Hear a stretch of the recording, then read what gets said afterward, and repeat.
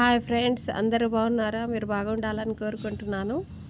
ఈరోజు పులుసు కూరల్లో వేసే పొడి అయితే చేస్తున్నానండి. ధనియాలు, జీలకర్ర, మెంతులు ఇవన్నీ ముందుగా లైట్గా వేయించుకోవాలి. వేయించుకున్న తర్వాత కరివేపాకు వేసి కొంచెం సేపు దూరగా అయితే వేయించుకొని పక్కనైతే పెట్టుకుందాము.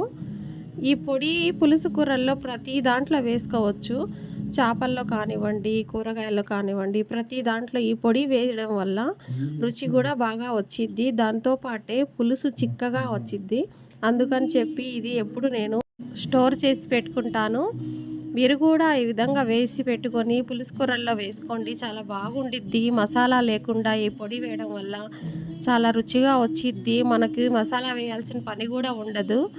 చివర్లో కొంచెం ఉప్పు వేసుకొని 4 వెల్లుల్లిపాయ రెమ్మలు అయితే వేసుకుంటున్నాను.